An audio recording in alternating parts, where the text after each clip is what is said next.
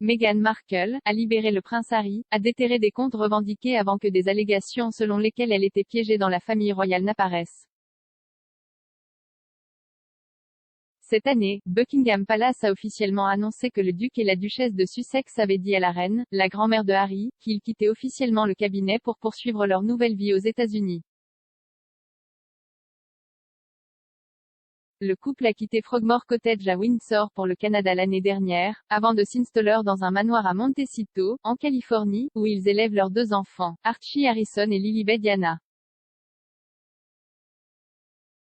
Le couple a annoncé son intention de se tailler une nouvelle vie en Amérique du Nord au début de 2020, affirmant qu'il prendrait du recul, en tant que membre supérieur de la famille royale.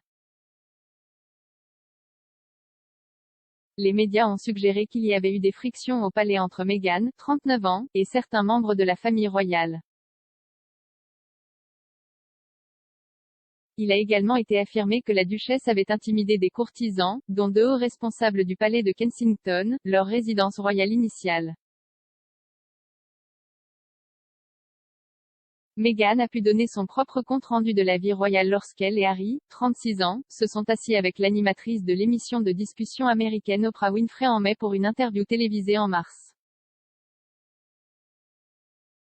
Diffusée sur CBS, la conversation comportait une série d'affirmations choquantes, notamment que Meghan a déclaré qu'elle se sentait « piégée » par la vie de Palace.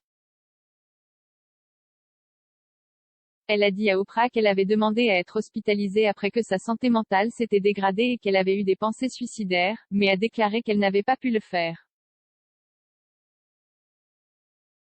Vous ne pouviez pas simplement y aller. Vous ne pouviez pas. Je veux dire, vous devez comprendre aussi, quand Jay rejoint cette famille, c'était la dernière fois, jusqu'à ce que nous venions ici, que Jay vit mon passeport, mon permis de conduire, mes clés.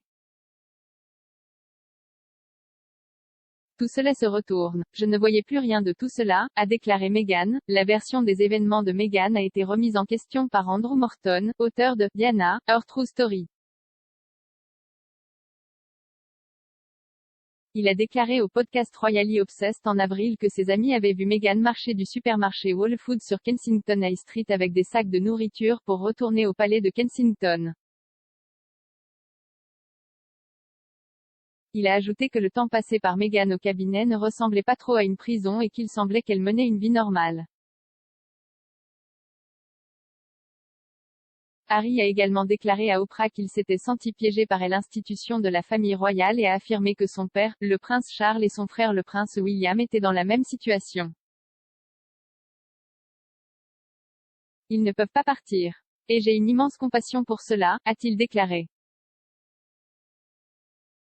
Des allégations déterrées avaient précédemment déclaré que c'était Meghan qui avait permis à Harry de sortir de la firme, ce qui, selon lui, l'avait longtemps retenu.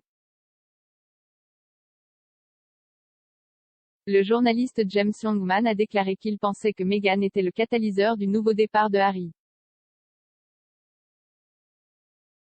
Pour moi, peut-être que Meghan est la femme qui a libéré Harry, a déclaré le correspondant étranger des ABC News au documentaire du diffuseur, Royal Divide, Harry, Meghan et The Crown. Monsieur Longman a suivi le couple de près et les a rejoints pour leur visite de 16 jours en Australie, aux Fidji, aux Tonga et en Nouvelle-Zélande en 2018. C'est à ce moment-là qu'il affirme également que les premiers signes des pressions de la vie royale sur le couple sont devenus apparents, car Harry est même apparu en colère pendant le voyage.